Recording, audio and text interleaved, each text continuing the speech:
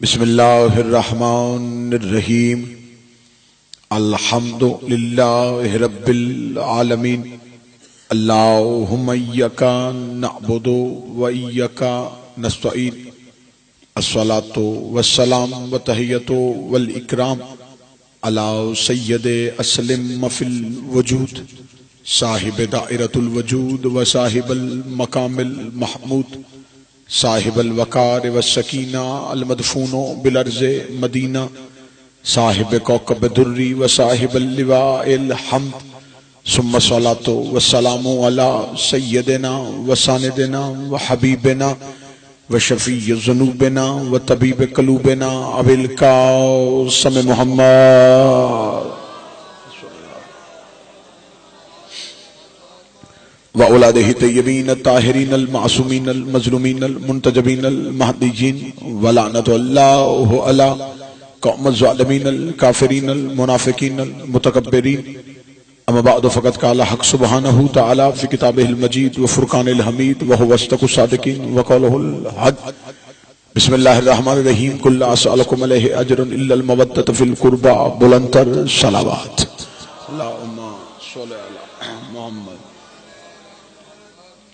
محبان نبی و اہل بیت نبی حبداران رسول و اہل بیت رسول، دعا ہے کہ آل محمد کا عظیم خالق ہماری اس عظیم ترین عبادت کو اپنی بارگاہ میں شرف قبولیت عطا فرمائے۔ رب الحسین بحق الحسین جتنے بھی ہاں ذکر شبیر میں مانگنے کے لیے اس عزت والی دہلیز سے کوئی بھی خالی ہاتھ واپس نہ جائے۔ اللہ بانیان عزا، حاضرین عزا، ذاکرین عزا کے رزق معرفت میں اور رزق ولایت میں اضافہ فرمائے۔ جتنے بھی شہزادی کونین کے پرسے کے لیے آئے ہیں، میرا مالک تمام پرسہ وقت کے حقیقی بادشاہ کے حضور قبول و منظور فرمائے۔ اس وقت تک کسی شیعہ کی آنکھ موت کے لیے بند نہ ہو جب تک اسے دیدار کربلا نصیب نہ ہو جائے۔ دعاؤں کی قبولیت کے لیے درود صالح صاحبان مل کے بابا سے بلند پڑھیں۔ اللہم صلی علی محمد۔ اجازت ہے گفتگو شروع کی جا سکتی؟ موضوع گفتگو ہے شہزادی کونین جناب سید۔ شہزادی کی فضیلت پڑھنے سے پہلے کہ میں معصوم کا فرمان پڑھ دیتا ہوں، اس فرمان کی روشنی میں آج کی گفتگو کرتے ہیں، اجازت ہے سرکار؟ معصوم نے فرمایا نحنو حجت اللہ علی الخلائق، ہم تمام خلائق پہ حجت ہیں۔ امنا حجتنا علینا، ہماری ماں فاطمہ ہم پہ حجت ہے۔ امام نے فرمایا کہ ہم پوری خلائق پہ حجت ہیں اور ہماری ماں سیدہ ہم پہ حجت۔ سب سے پہلے اسی استدلال کو لے کے آگے بڑھتے ہیں کہ حجت کہتے کسے؟ تھوڑی اب ہوں ہاں کریں گے تو بات آسان ہو جائے گی۔ حجت کسے کہتے ہیں؟ حجت کے لغوی معنی کیا ہے، حجت کے اصطلاحی معنی کیا ہے اور حجت کے معنوی معنی کیا ہے؟ کیونکہ جب تک ہم لفظ حجت کے معنی کو نہیں سمجھیں گے ہمیں حجت اللہ کا نہیں پتا چلا۔ اور آپ بے شک اپنے بچوں کو پی ایچ ڈی کی ڈگری لے دیں، لیکن جب تک آپ حجت کے اختیار انہیں نہیں سمجھائیں گے اس کا مطلب آپ نے انہیں کچھ بھی نہیں سمجھایا۔ اسی لیے تو دعائے معرفت میں بار بار کہا جاتا ہے کہ میرے اللہ ہمیں ہماری حجت کی معرفت عطا فرما۔ آخر حجت کسے کہتے ہیں؟ لفظ حجت آپ نے بار بار اس منبر سے سنا ہے اور آپ کے کانوں میں یہ لفظ موجود ہے، لیکن حجت کے میں معنی آپ کو سنانا چاہتا ہوں۔ منطق کے اعتبار سے دو لفظ ہوتے ہیں، ایک ہوتا ہے معلوم اور ایک ہوتا ہے مجہول۔ ایک لفظ کیا جی؟ معلوم اور ایک ہے مجہول۔ یہ منطق کے اعتبار سے بحث ہے۔ معلوم کسے کہتے ہیں؟ میں آپ کے سامنے ایک لفظ کہوں، ایک جانور کا نام لوں شیر، میں نے نام لیا، اس کی تصویر آپ کی آنکھوں کے سامنے آ گئی، اس کا مطلب کہ وہ آپ کے معلوم میں تھا۔ آپ کو مجھ سے بحث نہیں کرنی پڑی، پوچھنا نہیں پڑا کہ آپ نے جس کا نام لیا ہے اس کی رنگت کیسی ہوتی ہے، شکل کیسی ہوتی ہے، اس کے ٹانگیں کتنی ہوتی ہیں۔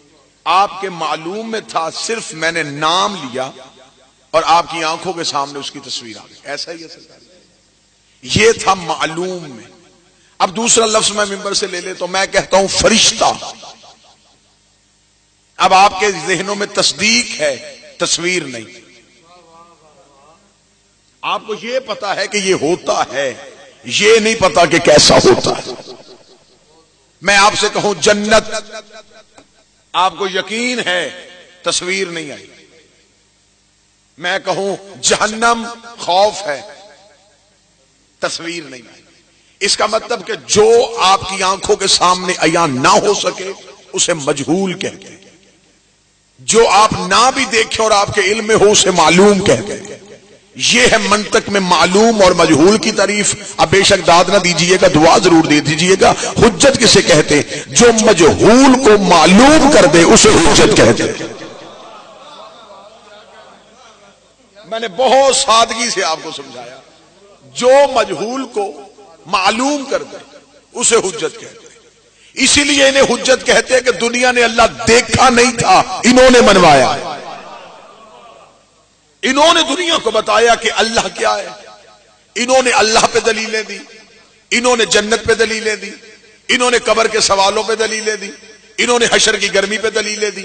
دنیا جو کچھ معلوم نہیں رکھتی تھی انہوں نے مجہول سے انہیں معلوم کر دیا. انہوں نے بتایا کہ اللہ ایسا ہوتا ہے کیونکہ ان کے پاس اللہ کی دلیل یہ تھی. انہوں نے بتایا کہ اللہ رزق دیتا ہے, اللہ بچے دیتا ہے, اللہ عزت دیتا ہے, اللہ زندگی دیتا ہے. لوگ پوچھتے تھے کیسے دیتا ہے, انہوں نے بیٹے دے کے بتایا کہ ایسے دیتا ہے. انہوں نے رزق دے کے بتایا کہ ایسے ہوتا ہے. یہ دلیلیں بن کے آئیں اللہ پہ. انہیں اس لیے حجت اللہ کہتے ہیں, یہ اللہ کی دلیل ہے. انہوں نے اپنے کرم سے بتایا کہ وہ کریم کتنا ہے. انہوں نے اپنی رحمت سے بتایا کہ وہ رحیم کیسا ہے. یہ اللہ کی وحدانیت پہ دلیلیں بن کے آئی تھی کیونکہ وہ نظر نہیں آتا تھا, وہ یہاں آ نہیں سکتا تھا, ہم وہاں جا نہیں سکتے تھے. وہ یہاں آ جاتا وہ نہ رہتا, ہم وہاں چلے جاتے ہم نہ رہتے. اس نے درمیان میں یہ حجتیں رکھ دی. یہ نہ وہ ہے نہ یہ ہیں. آپ خاموشی سے سن لیتے تو میں نے بھی اس لیے خشک موضوع کا انتخاب کر لیا. یار وہ یہاں نہیں آ رہا, ہم وہاں نہیں جاتے. اس نے درمیان میں انہیں رکھ دیا. وہاں جاتے ہیں وہ ہو جاتے, یہاں آتے ہیں یہ ہو جاتے ہیں. یہ بھی نہیں ہیں وہ بھی نہیں. جس نے یہاں سے دیکھے اسے اپنے جیسے لگے, جس نے وہاں سے دیکھے اسے اس جیسے لگے. ہیں وہ بھی نہیں ہیں یہ بھی نہیں, کیونکہ یہ وہ آئینے تھے جن سے اللہ نظر آتا تھا.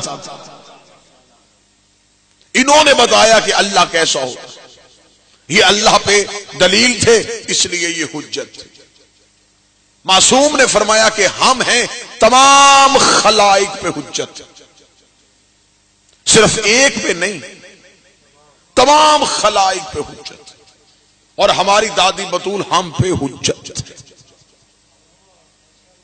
آئیے نوجوان تھوڑا میرا ساتھ دیجئے گا, جنہیں میچ اور حسین میں تھوڑے فرق کی وضاحت ہے وہ یہاں بیٹھے ہوئے ہیں, چلے انہیں تھوڑی سی میں آسانی اور کر دوں. حجت کے اختیار کتنے ہوتے ہیں؟ لفظ حجت کی تعریف تو میں نے اپنی کم علمی کے اعتبار سے کر دی کہ جو مجہول کو معلوم میں بدل دے اسے حجت کہتے ہیں. اور معصوم نے فرمایا کہ ہم صرف ایک عالم پہ حجت نہیں, ہم تمام خلائق پہ حجت ہے. جو مینڈک کنویں میں رہتا ہے نا, اسے پوچھا جائے کہ کائنات کتنی ہے تو وہ کہے گا کہ جتنی نظر آ رہی ہے اتنی ہے, اس لیے کہ اس نے اس کے علاوہ دیکھا ہی کچھ نہیں. ہم یہ سمجھتے ہیں کہ شاید یہ جو دنیا ہے یہی کل کائنات ہے, جبکہ یہ کل کائنات نہیں. آئیے تھوڑا سائنس کی روشنی میں دیکھ لیتے ہیں. سائنس یہ کہتی ہے کہ ایک انسان کا جو والیوم اور وزن ہے, زمین اس سے 30 ارب زیادہ وزنی ہے. ایک انسان کے والیوم سے زمین کا والیوم 30 ارب زیادہ ہے. اور وہ کہتے ہیں کہ ایک سورج جو ہے وہ زمین سے 100 ارب زیادہ وزنی ہے. ایک کہکشاں کے اندر کئی ہزار سورج ہیں, ایک دنیا کے اندر کئی کہکشائیں ہیں. ایک عالم کے اندر کئی دنیایں ہیں اور ایک خلق کے اندر 18,000 عالم ہیں.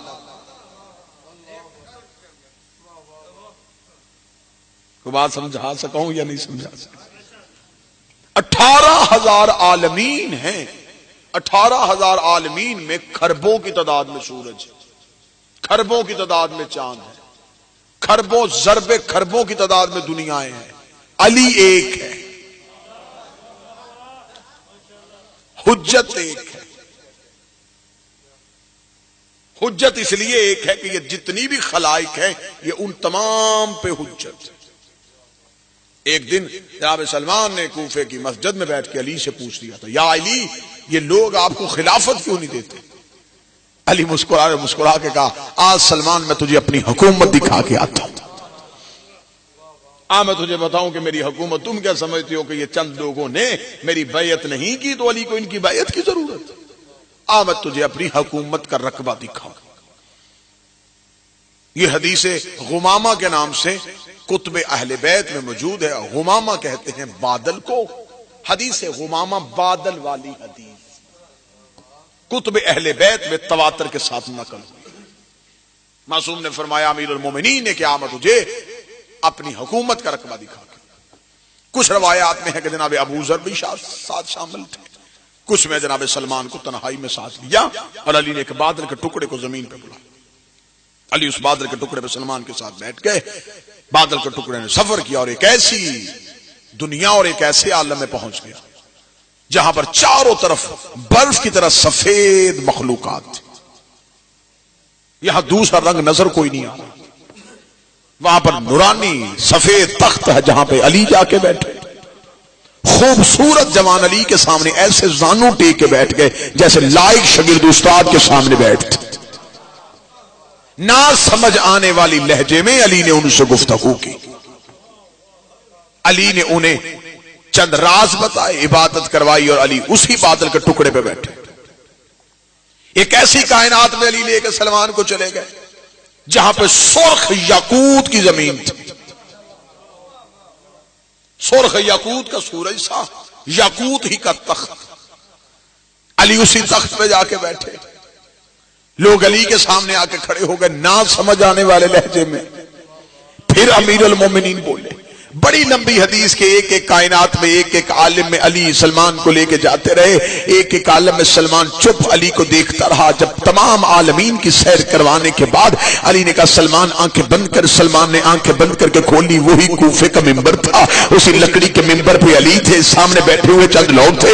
جناب سلمان کی آنکھیں کھلی رہ گئی، منہ کھلا رہ گیا. جناب سلمان کی نہ آنکھیں بند ہو رہی تھی. سلمان نے آنکھیں پھاڑ کے صرف علی کا چہرہ دیکھ رہے تھے. امیر المومنین نے ممبر سے نیچے اترے. سلمان کی جھریوں والے ہاتھ پہ اپنے امامت کے ہاتھ کو رکھا.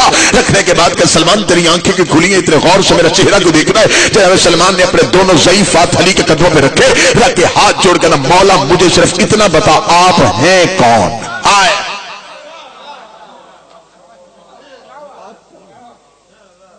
امیر نے فرمایا سلمان تیرا سوال یہ تھا کہ یہ بیعت کیوں نہیں کرتے جس علی کی 18,000 عالمین میں حکومت ہو. چند جاہلوں کی بیعت مجھے چاہیے ہی کیوں؟ مجھے کیا ضرورت ہے کہ یہ میری بیعت کرے؟ یہیں پہ ایک اور واقعہ نقل ہوا ہے کہ امیر المومنین صاحب ہم بیٹھے ہوئے. یکلخت علی نے گفتگو کرتے کرتے منہ آسمان کی جانب کر کہا خدا تجھے جزائے خیر دے. اتنا جملہ کہنا تھا یا لوگوں نے آسمان کی طرف دیکھا علی کس سے گفتگو کر رہے ہیں. جب دیکھا آسمان پہ کوئی چیز نظر نہیں آئی. یا علی یہ کسے کہا خدا تمہیں جزائے خیر دے؟ علی نے فرمایا یہ ایک خلا میں رہنے والا پرندہ ہے جو کبھی زمین پہ نہیں آیا. یہ یہاں سے گزر رہا تھا، اس نے مجھے سلام کیا ہے.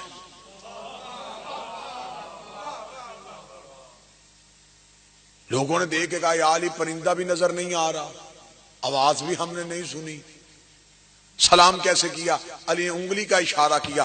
پلک جھپکنے سے پہلے پرندہ علی کی کلائی پہ آ کے بیٹھ گیا. صحابہ کہتے کہ اتنا خوبصورت پرندہ ہم نے اللہ کی کائنات میں پہلے کبھی دیکھا.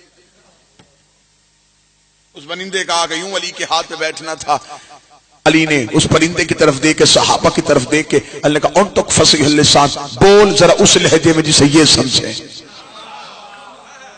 اس لہجے میں بول جسے یہ سمجھے، کیونکہ اگر تو اسی لہجے میں بولے گا جس سے تم مجھ سے باتیں کرتا ہے، یہ کہیں گے پتہ نہیں وہ چون چرا کیا کر رہا تھا، اور علی نے ترجمہ اپنی مرضی سے کر دیا۔ اللہ کا لطف فصیح اللسان، بول اس لہجے میں جسے یہ سمجھ سکے، اتنا کہنا تھا۔ پرندہ عربی زبان میں بول پڑا، بول کے علی نے کہا ابھی جب تو اوپر سے گزر رہا تھا تو نے مجھے کیا کہا تھا؟ اس نے کہا یا علی جب بھی گزرتا ہوں تجھے سلام کر کے گزرتا ہوں، کیونکہ تو میری بھی حجت ہے، تو میرا بھی مولا ہے، تو میرا بھی مولا ہے۔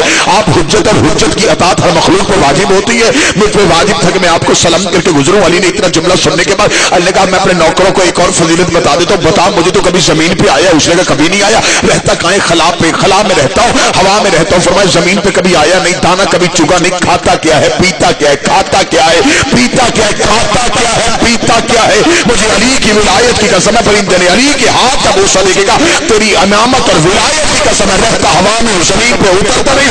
جب بھوک لگتی ہے تجھ میں درود پڑھتا ہوں، جب پیاس لگتی ہے تو دشمنوں کو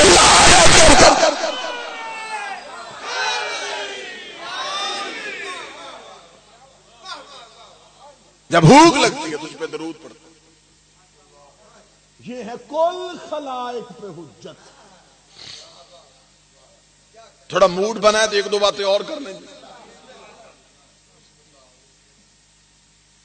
وہ آپ نے بڑا مشہور واقعہ سنا ہے کہ جنگ خندق میں علی نے عامر بن عبد کو زمین پہ گرایا، سنا ہو نا جی؟ مولا علی نے اس کے ہاتھ سے نیزے کو پکڑ کے علی نے یوں ہوا میں پھینکا۔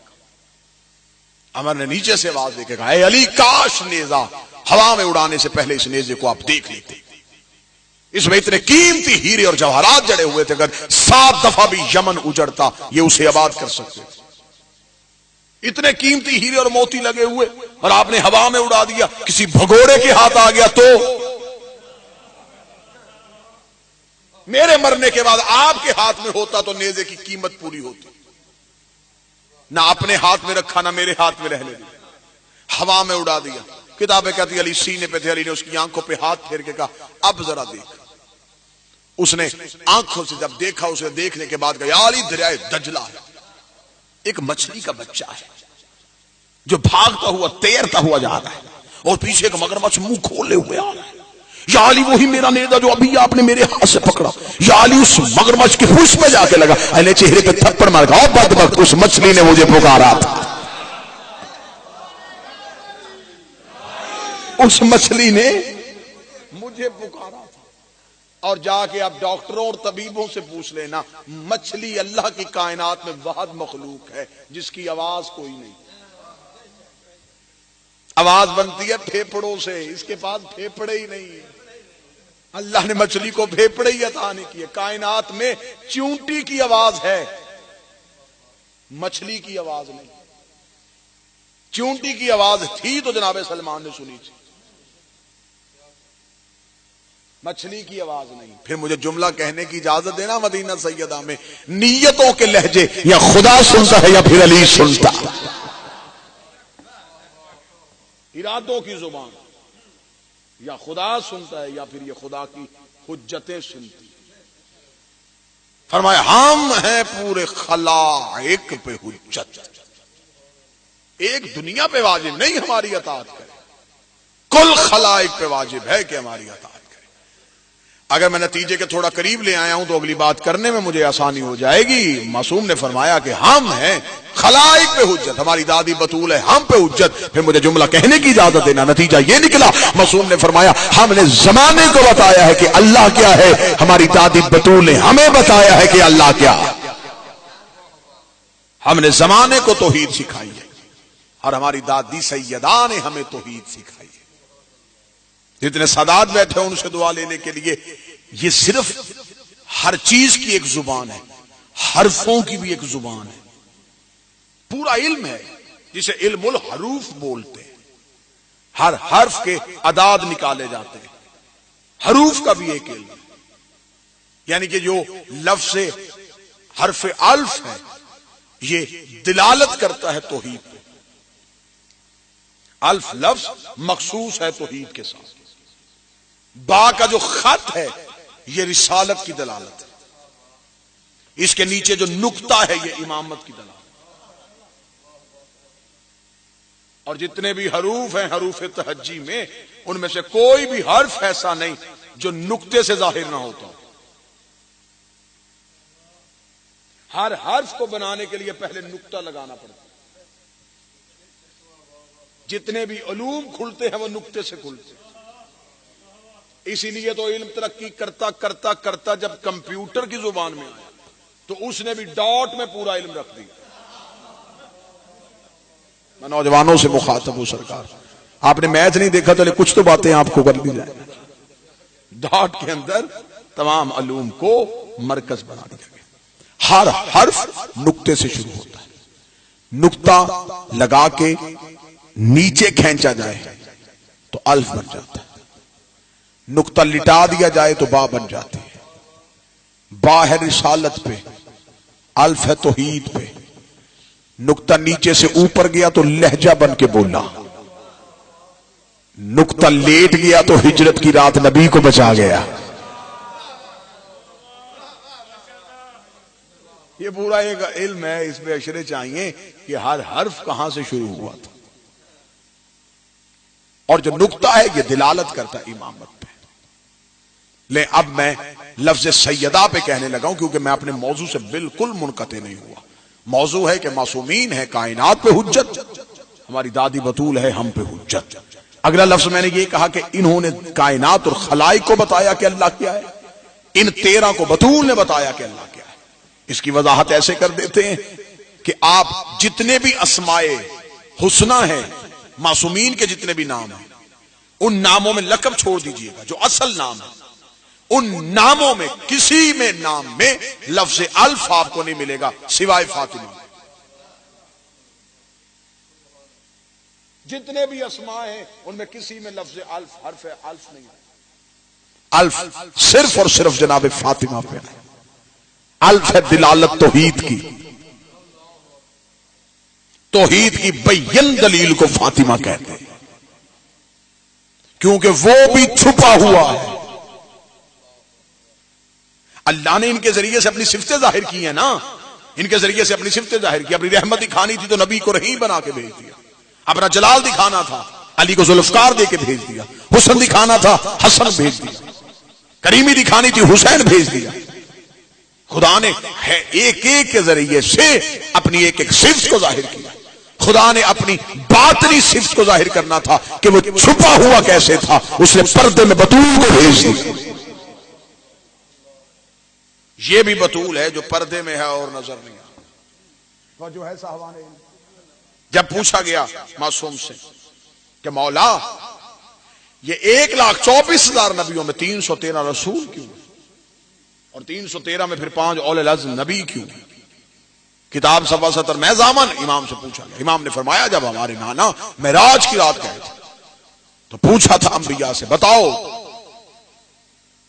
تم سب کو نبوت کس بات پہ ملی؟ تمام نے یک زبان ہو کے کہا اقرار بنبوت کا ولایت علی ابن ابی طالب. ہم اللہ کی وحدانیت پہ ایمان لائے، تیری نبوت پہ ایمان لائے اور علی کی ولایت پہ ایمان لائے. اہل سنت کی کتابوں میں لکھا ہوا میں دکھانے کے لیے تیار. وَسَلْ مَنْ أَرْسَلْنَا مِنْ قَبْلِكَ اس آیت کی تفسیر میں لکھا ہوا ہے کہ سوال کر نبیوں سے تمہیں نبوت کس بات پہ ملی. انہوں نے کہا ہمارے آگے اللہ کی وحدانیت کو رکھا گیا، رسول کی رسالت کو رکھا گیا، علی کی ولایت کو رکھا گیا. فرمایا تم میں سے 313 رسول کیسے ہو گئے؟ تِلْكَ رُسُلُنَا فَضَّلْنَا عَلَىٰ بَعْضِهِمْ عَلَىٰ بَعْضٍ. تم میں سے بعض کو بعض پہ فضیلت کیوں دی گئی؟ معصوم فرماتے جناب ابراہیم نے جواب دیا کہ ہم میں سے جسے فضیلت دی گئی ہے انہیں فضیلت اس بنیاد پہ دی گئی ہے انہوں نے اسے قبول کرتے ہوئے سوچا نہیں، فوراً قبول کیا رسالت. فرمایا اچھا تو پھر تم میں سے 5 اولو العزم کیوں آئے؟ اب لفظ سنیے گا جس کے لیے میں نے محنت کیا. 5 اولو العزم کیوں آئے؟ جناب ابراہیم کی آواز آئی ان 5 کو اجازت ہے کہ تیری بیٹی فاطمہ کا نام لے سکے. صرف 5 کے پاس اجازت تھی. اس لیے جب تفسیر پڑھیے گا تفسیر کا مطالعہ کیجئے گا. جب خدا نے حضرت آدم سے کہا یا آدم انبئہم باسمائہم، آدم سنا یہ نام کن کے؟ آدم کا انت المحمود ھذا محمد، انت الاعلی ھذا علی، انت المحسن ھذا حسن، انت قدیم الاحسان ھذا حسین. لیکن جب نام مبارک کا جناب سیدہ آیا تو آدم نے سر کو جھکایا. سر کو جھکا کے کہا میرے اللہ یہ وہ نام ہے جسے میں نہیں لے سکتا.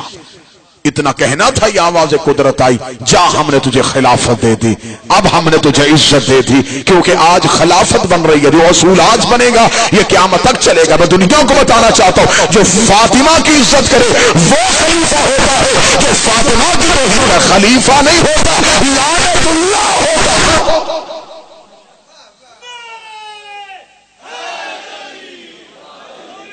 خلافت ملتی ہی عزت زہرا کی بنیاد.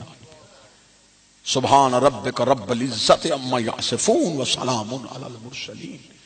امام سے پوچھا گیا یہ اللہ کس اپنی عزت کی بات کر رہا ہے؟ امام نے فرمایا یہاں جو عزت توحید کا لفظ ہے وہ ہماری دادی بطول کے لیے آیا ہے. توحید کی عزت کو فاطمہ کہتے ہیں. متوجہ ہے؟ ایک بات ہمیشہ ذہن میں رکھیے گا, کلیہ بنا لیں, قانون بنا لیں, یہ وظیفہ لے کے جائیے گا, مجرب ترین عمل لے کے جائیے گا. مشکل سے مشکل ترین حاجت 13 میں سے کسی کو بطول کا واسطہ دے کے دیکھیے. واقعہ کتابوں میں لکھا ہوا. 2 بھائی تھے, ایک متقی تھا ایک گناہگار تھا. جو متقی بھائی تھا وہ گناہگار کو لے کے زیارت کی طرف چل پڑا. سفر زیارات پہ تھا یا گناہگار پہ موت آ گئی. اس نے دعا کی مولا میری خواہش تھی کہ اپنے بھائی کو, بے شک گناہگار تھا خطا کار تھا, میں زندگی میں ایک دفعہ زیارت کروا دیتا, لیکن شاید اس کے گناہ اتنے زیادہ تھے کہ کریم نے اسے اپنی دہلیز پہ آنے نہیں دیا.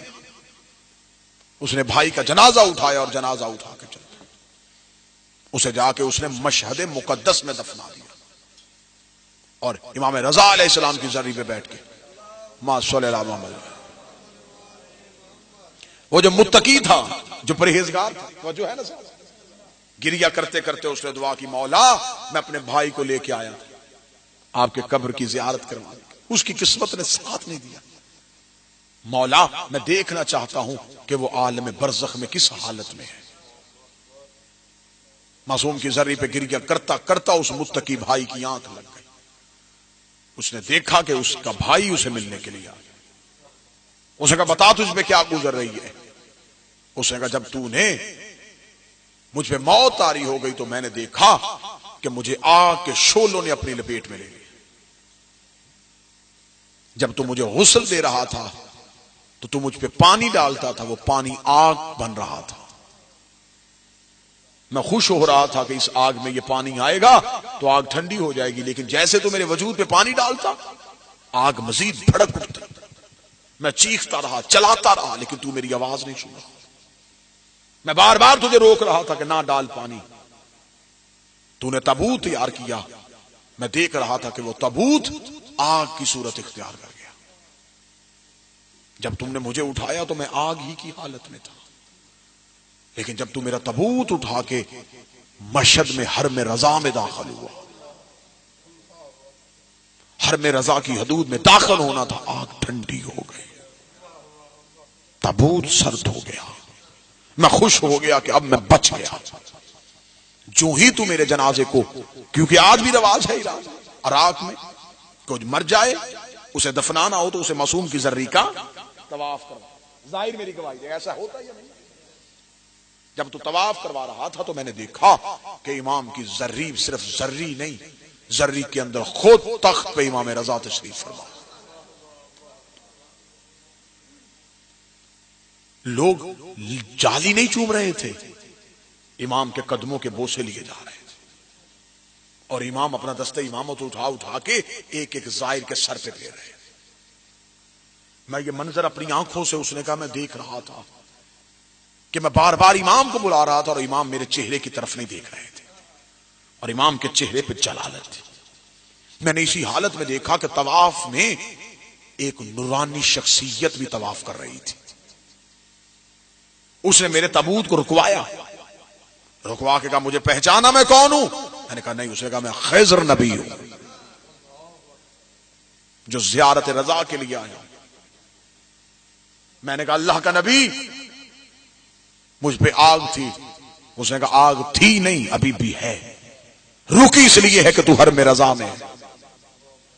جو ہی تیرا تابوت اس حرم سے باہر نکلے گا تجھ پہ پھر وہی عذاب طاری ہو جائے. اس نے چیختے ہوئے کہا مجھے کوئی بچنے کا طریقہ بتائیے۔ جب میرا تابوت بالکل بیرونی دروازے کے قریب گیا تو خضر نبی کی آواز آئی اگر بچنا چاہتا ہے تو امام رضا کو اس کی دادی زہرا کا واسطہ دے۔ اس نے اپنے بھائی سے کہا کہ میں نے تابوت میں پکار کے کہا یبن زہرا، بھاگ کے زہرا، اے زہرا کا بیٹا تجھے زہرا کا واسطہ۔ اس نے کہا میری زبان سے لفظ زہرا نکلنا تھا یا امام کا چہرہ میری جانب پھر گیا، اور امام کی آنکھوں سے آنسو امام کی داڑھی میں آ گئے۔ امام نے کہا قیامت تک تجھ پہ عذاب ختم نہ ہوتا اگر تو میری ماں کا واسطہ نہ دے، تو نے مجھے میری ماں بطول کا واسطہ دے دیا۔ اے میرے بھیا میں بچ گیا اس میں زہرا کی وجہ سے۔ واللہ با حسین ہم میں سے کسی کو نہیں پتا کہ لفظ زہرا کی فضیلت کیا ہے۔ مشکل سے مشکل ترین دعا جتنی میری بہنیں سن رہی ہیں، مصیبت ہو علم عباس پہ جاؤ۔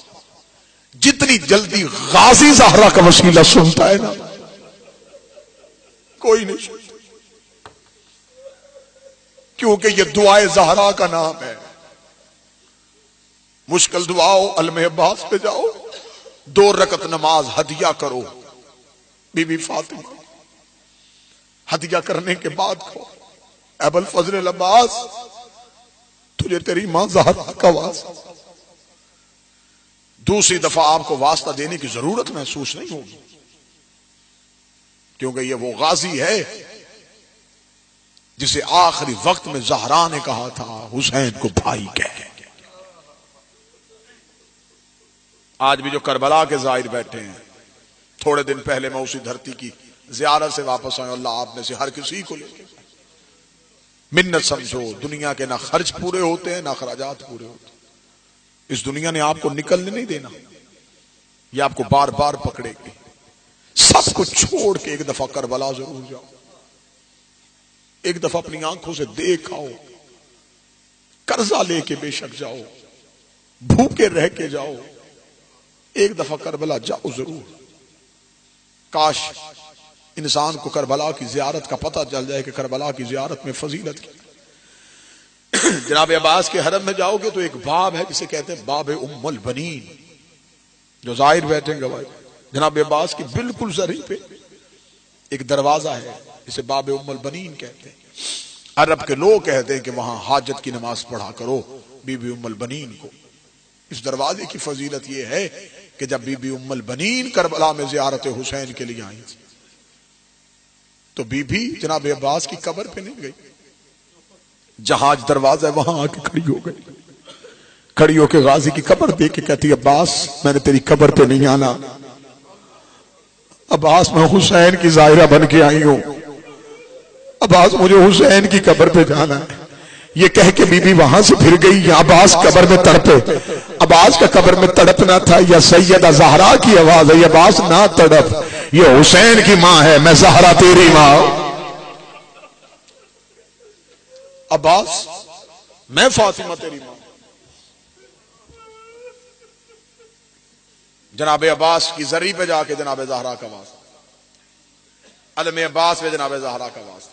مشکل سے مشکل ترین دعا قبول نہ ہوتی ہو 2 رکعت نماز حاجت پڑھو جناب سیدہ کی۔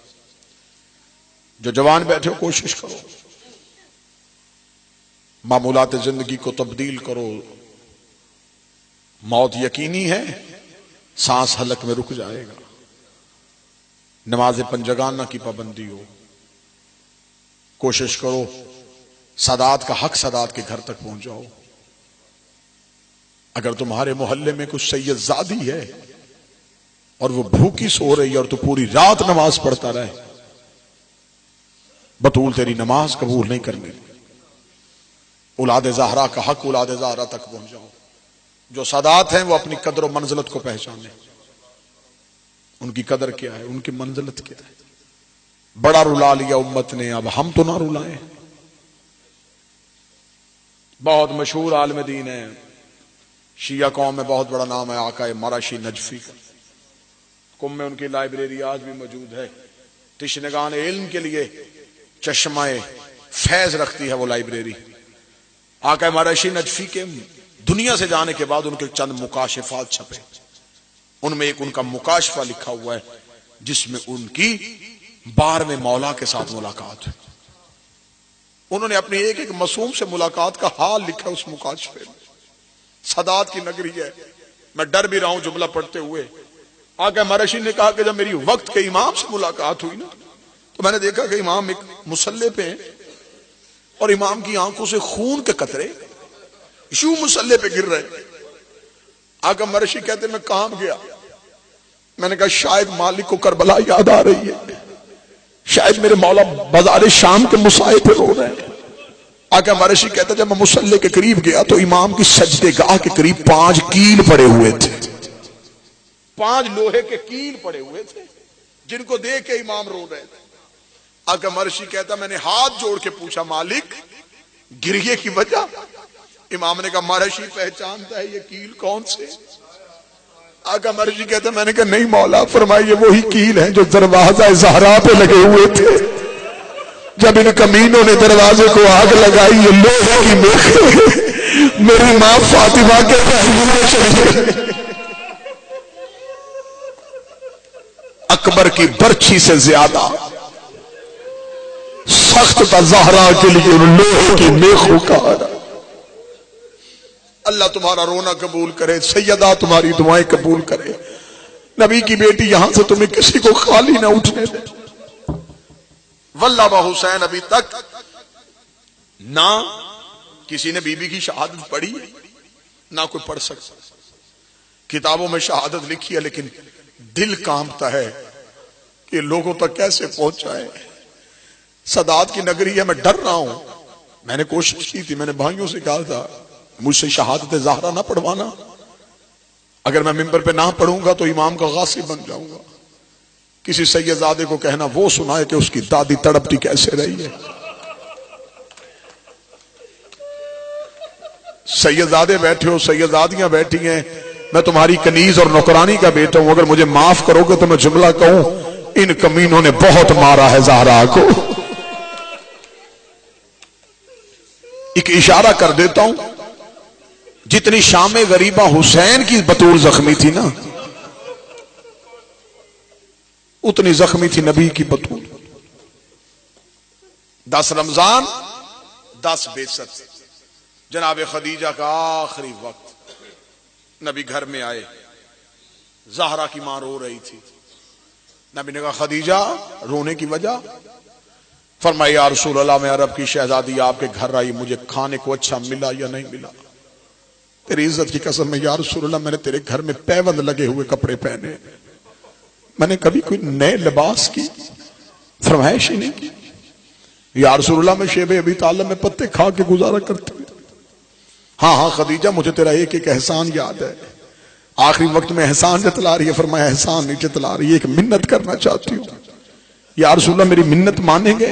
رسول نے کہا منت نہیں، تیرا احسان ہے میرے دین پہ، منت نہ کر، بتا تجھے کیا چاہیے۔ اتنا کہنا تھا یا جناب سیدہ خدیجہ نے اپنی چادر کا پلو ہٹایا، نیچے سے 4 سال کی زہرا کو اٹھایا، اٹھا کے بابے کے سامنے کھڑا کیا، رو کے کہتی یا رسول اللہ میری فاطمہ کا بھائی کوئی نہیں ہے، میری فاطمہ کو امت کو کہنا دکھی نہ کرے، میری فاطمہ بڑا روتی ہے، میری فاطمہ کو کوئی ستائے نہ۔ اتنا جملہ کہنا تھا، نبی نے اپنا چہرہ پھیر لیا۔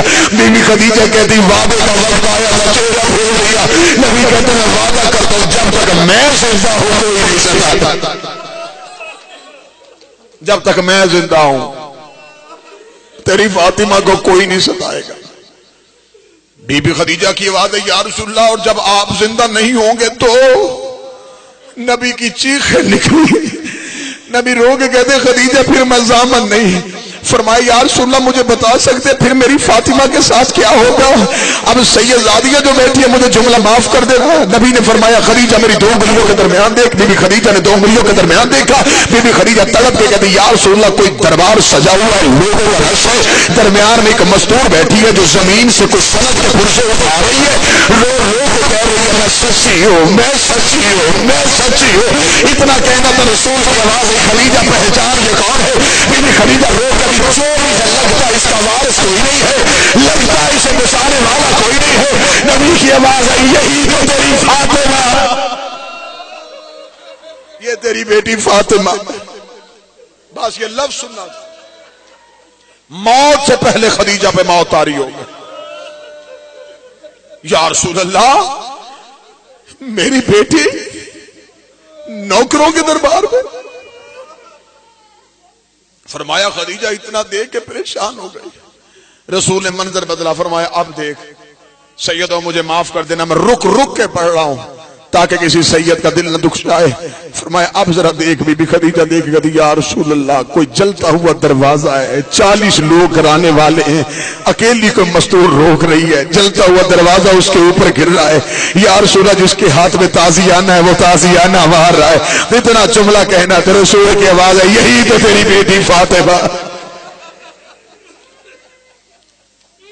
یا رسول اللہ میری بیٹی کو چھڑانے والا کوئی نہیں ہو. سادات و غیر سادات مجھے معاف کر دینا, آپ صرف اتنا سنتے ہیں اور تڑپ جاتے ہیں کہ انہوں نے جناب سیدہ کا دروازہ جلایا. میں قرآن کی عزت کی قسم کھا کے کہتا ہوں صرف دروازہ نہیں جلایا, انہوں نے بطول کی چھت گرا دی تھی. یہ بیلچے لے کے چھتوں پہ چلے گئے.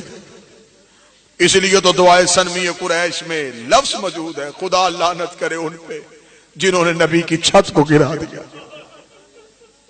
چھت گر گئی. اور آپ مجھے خود بتائیے کہ جب گھر کی چھت گرے ماں سب سے پہلے کیا بچاتی ہے؟ اپنے بچوں کو. ادھر زہرا کی پسلیاں ٹوٹی ہوئی تھی, محمد کی بیٹی کے سر سے خون نکل رہا تھا اور اپنے سین رو رو کے کہہ رہی تھی حسین میری زینب کو بلا, میری زینب کو کہہ میری چادر کے نیچے چھپ رہا ہے اور گھر کے اندر غیر آ رہا. سید مجھے معاف کر دینا, بی بی فاطمہ ایسے اپنے بچوں کو بچا رہی تھی جیسے شام غریبہ زینب نے یتیم اکٹھے کیے. رسول دنیا سے چلے گئے. 21 دن بعد یمن سے حضرت بلال آئے تھے. یمن سے جب حضرت بلال مدینے پہنچے تو دروازہ رسول پہ گئے. دروازہ رسول پہ بلال کا جانا تھا. بلال نے جب دروازہ رسول پہ جا کے اپنی وہی پرانی آواز میں کہا نا السلام علیکہ یا اہل بیت نبوہ, اندر سے حسن حسین تڑپ کے اٹھے, رو کے کہتے اماں نانا بلال آ گیا ہے. رسول کا صحابی تھا, اپنا نانا یاد آ گیا. حسن حسین روتے ہوئے ماں کے دروازے کا پردہ اٹھایا, جناب بلال کے سینے سے لگ کے کہتے نانا بلال تو اتنی دیر سے آیا. فرمایا شہزادے آج میرے گھر میں کیوں رو رہے ہو؟ رسول کی رسالت کی قسم ہے انہوں نے ہماری ماں کو بڑا مارا ہے. ہم دروازے پہ رو رو کے کہتے رہے اور کوئی ہماری ماں کو بچائے جس کے ہاتھ میں تازیان ہے. ایک سطر اور پڑھو. نانا بلال انہوں نے ہماری ماں کو بڑا. جاؤ جا کے سادات و غیر سادات پوچھنا بی بی دائیں ہاتھ سے تسبیح کیوں نہیں پڑھتی؟ یہ شہادت پورا سال تو پڑھی نہیں جا سکتی. اتنا درد ہے اس میں. کربلا کے 72 جنازے ایک طرف, چند منٹ کے لیے سیدہ کا دروازے کے پیچھے کھڑے رہنا ایک. اگر کوئی سید مجھے اجازت دے گا تو میں روایت پڑھوں کہ بی بی دائیں ہاتھ سے تسبیح کیوں نہیں پڑھتی تھی؟ پہلو زخمی تھا, تسبیح دائیں ہاتھ سے کیوں نہیں پڑتی تھی؟ کتب میں لکھا سیدادے مجھے معاف کر دیں. جب یہ کمینے گھر کے اندر داخل ہوئے انہوں نے مولا علی کے گلے میں کپڑا ڈالا. یہ علی کو کھینچ کے باہر لے کے آ رہے تھے. زخمی زہرا نے علی کی ابا پہ ہاتھ رکھا, ہاتھ رکھے کہا شرم کرو, یہ وہی ہے جس کا غدیر پہ نبی نے اعلان کیا تھا. زہرا کا ہاتھ علی کی ابا پہ آیا. مجھے بی بی کے حرمت کی قسم ہے ایک کمینے نے تلوار کی نیام نکالی, اسے نیام زہرا کے ہاتھ پہ ماری. زہرا کی آواز یا شہید یا علی اب تو میرے ہاتھ کی انگلیاں بھی. سادات و غیر سادات مجھے معاف کر دینا. سر زخمی, چہرہ زخمی, پہلو زخمی, بازو زخمی, ہاتھ زخمی, ایک ایک سانس میں زہرا بد دعائیں دیتی رہی. آج ہم سے لوگ کہتے ہیں کہ عزت کیا کرو. کیسے عزت کرے؟ محمد کی بیٹی آخری سانس تک بد دعائیں دیتی گئی، بس آخری سانس تک بد دعائیں اور 3 جمادی ثانی۔ جب حسن اور حسین قبر رسول پہ گئے، جا کے کہا نانا منت ماننے کے لیے آئے ہیں، ہماری اماں بڑی بیمار ہے، نانا صحت لینے کے لیے آئے۔ قبر محمد کے چراغ بجھ گئے، آواز آئی شہزادو پلٹ جاؤ، ماں دنیا چھوڑ کے چلی گئی ہے۔ یہ چھوٹے چھوٹے بچے رو رہے ہیں، اللہ ماؤں کو نصیب ہوں۔ یہ ہے میری قوم کا درد۔ حسن حسین روتے ہوئے گھر کی جانب دوڑے، حسن کے قدم آہستہ ہو گئے، حسین کے قدم تیز ہو گئے۔ حسین تیز دوڑتے ہوئے گھر کے اندر گئے، فضا نے حسین کو روکا، فضا نے روک کے کہا مولا حسین رکیے، آپ کی ماں نماز پڑھ رہی ہے۔ فرمایا نماز نہیں پڑھ رہی، میں قبر رسول پہ تھا، نانے کی آواز آئی ماں دنیا چھوڑ کے چلی گئی۔ فضا نے حجرے کا پردہ اٹھایا، سجدے پہ تھی جناب زہرا، ایک ہاتھ پہلو پہ تھا، دوسرے ہاتھ میں فاطمہ کا تسبیح تھی۔ قالوا انا للہ وانا الیہ راجعون، شہادت نہیں ایک درد پڑوں گا۔ ہو گیا غسل، ہو گیا کفن، جنازہ تیار ہو گیا۔ علی کی آواز آئی، ہر کوئی آ گیا۔ آدھی رات کو بطول کا جنازہ لے کے علی گھر میں بیٹھے تھے، آواز آئی ہر کوئی آ گیا، نہیں آیا تو کربلا کا غریب نہیں آیا۔ علی کی آواز آئی حسین کہاں ہیں؟ فرمایا وہ ماں کے حجرے کے دروازے کے ساتھ چپ کھڑا رو رہا ہے۔ علی چلتے چلتے حسین کے قریب آئے، حسین کے قریب آ کے علی زمین پہ بیٹھے، حسین کا چہرہ اپنے ہاتھوں پہ لے کے کہا حسین اب ماں جا رہی ہے، آج کے بعد ماں صحن میں نہیں ملے گی۔ حسین ماں کا چہرہ کیوں نہیں دیکھتا؟ حسین کی آواز آئی بابا میں ماں کا لاڈلا بیٹا ہوں، میرا ایک بال ٹوٹتا تھا، میری ماں ساری رات نہیں سوتی تھی، میں قبر رسول پہ قرآن پڑھ رہا تھا، میری ماں مجھے چھوڑ کے چلی گئی۔ بابا مجھے بتا، نہ میں عیسیٰ سے کم ہوں نہ وہ مریم سے کم ہے۔ آخری وقت میں عیسیٰ نے ماں سے کہا تھا مجھے بلا، مریم نے کفر سے بلایا تھا تو عیسیٰ آیا تھا۔ میں فخر عیسیٰ ہوں، جب تک ماں بلائے گی نہیں میں آؤں گا نہیں، جب تک بلائے گی نہیں میں آؤں گا نہیں۔ سید زادے مجھے معاف کر دینا۔ علی وہیں سے پلٹے، بطول کے لیے جنازے پہ آ کے علی نے کان پہ بھور رکھ کے کہا زہرا ہر کوئی آ گیا، تیرا کربلا کا غریب نہیں آتا۔ کہتا جب تک ماں نہیں بلائے گی میں نہیں آؤں گا۔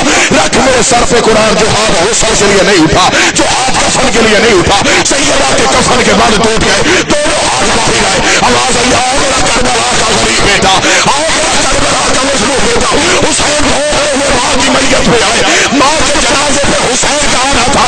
زہرا کی آواز آئی حسین میں نے قرضہ کر دیا، آج میں نے بلایا تو تو آیا ہے، کل کو تو بلائے گا تو میں آؤں گا۔ 10ویں محرم کو ادھر شزر میں آخری سرواری، حسین کی آواز آئی اپنا فاطمہ، بی بی کی آواز آئی بلانا، اور میں گول سر رکھ کے بیٹھی، میں تو صبح سے جنازوں پر اللہ اللہ